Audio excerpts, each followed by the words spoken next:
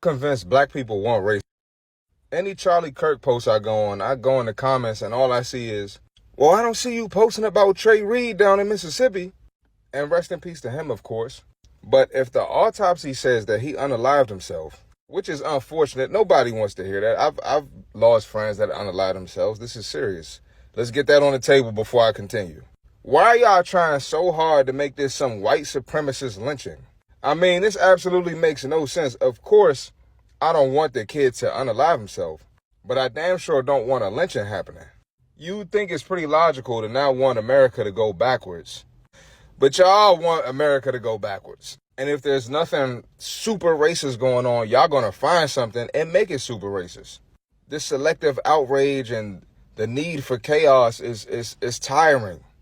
And maybe some new information will come out because I know his family's like opening up an investigation and I'm pretty sure they're gonna get a different autopsy. So I'll change my mind if I hear something else. But until then, I gotta rock with what I heard. Do better, y'all. Black people.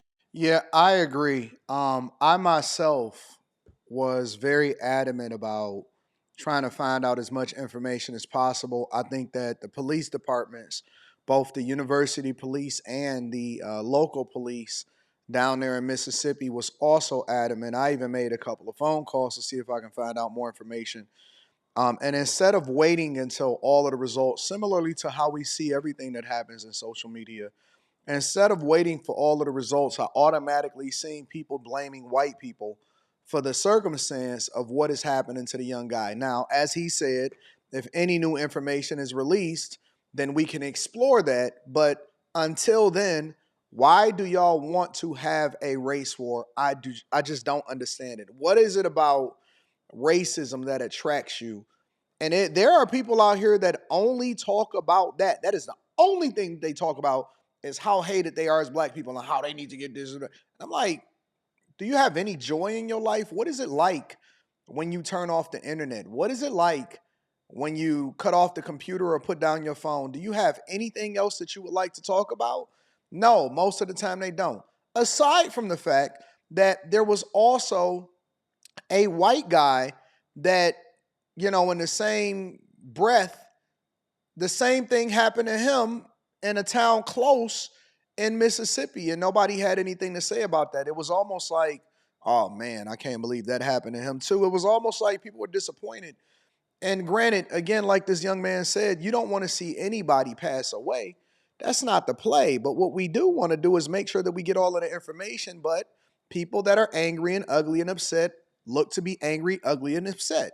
So y'all got to be careful about the company that you keep because you will put yourself in a position to start thinking and feeling like them because somebody is going to impress something about among somebody when you see all of this happening and when you spending enough time with people. If I hear something else. But until then, I gotta rock with what I heard.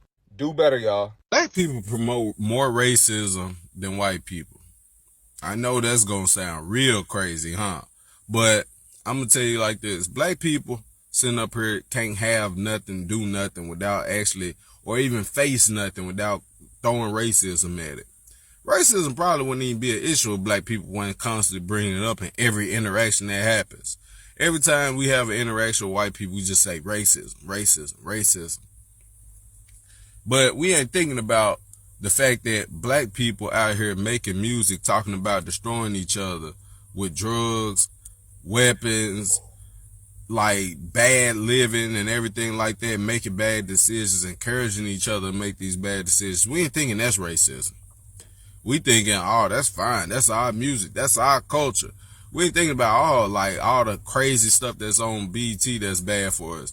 It's like, we like, oh, no, that's my show. Ooh, I gotta watch that. This whole, like, He's right. He's 100% right. And because I've been pointing it out for years and years and years now, I've been called out of my name. It's almost like if you don't justify or if you don't support the fact that people could just immerse themselves in degenerate behavior, and he's not limited to that. We see it inside of our neighborhoods. We know who the dealers are. We know who the killers are. We know who pushing Fenty. We know who the molesters are.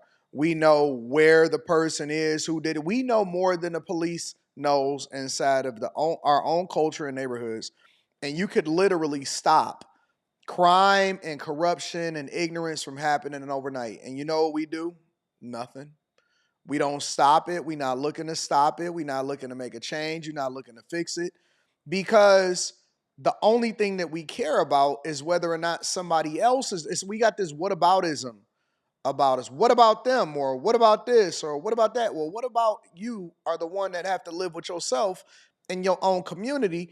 And the only way for you to fix it is to solve for the problems that's on your own doorstep. And so you shouldn't be offended at being held accountable for what you support and what you celebrate, which is what the culture is. You should be more focused on that. You should be more focused on fixing your own grass and fixing your own household. You playing the whataboutism game is not going to fix your situation. It is not going to ensure that your kids have a better environment to raise themselves in. And so it's always here. But instead, I always see it happening there. And instead of looking in the mirror, they looking out the window when they pointing fingers and they still got to go home with themselves. And even Morgan Freeman said it. He said, if you want to stop racism, if you want to stop this narrative against it, then stop talking about it. And everybody was up in arms about that. And they wanted to cancel Morgan Freeman. It's like, we like, oh, no, that's my show. Ooh, I got to watch that. This whole, past 2 weeks has shown me a couple things. For one, black people racist as fuck. For two, you niggas don't fucking read or do any type of research. It is bad. It's to the point where I fully see how the media literally brainwashed and enslaved you motherfuckers into thinking some shit based off of a narrative that they created. At first I thought I was crazy. I thought I was tripping with the whole Trayvon Martin thing because that little nigga was a gangster. R.I.P. to him. No, he should not. He didn't deserve to die. But I really read them files as a teenager and I was like, why in the hell are we glorifying this shit? The media spread that shit and you niggas went for it. You niggas don't fucking read. Yo, listen, this is what it comes down to for me. And I'm just going to be absolutely real and transparent. Is that I've learned to think for myself. I don't want to be a part of anybody's movement. My movement is with God. And so I evaluate people based off of their individual actions. If a black person is doing something that they're not supposed to do, then I'm going to hold that person accountable. If a white person is doing something that they're not supposed to do, then I'm going to individually hold that person accountable. And then I'm not going to support cultures that perpetuate the worst for us, whether it be supporting illegal migrants into this country, whether it be feminism or trans people using other people's bathrooms or, all of that, right? I am not going to be a part of it.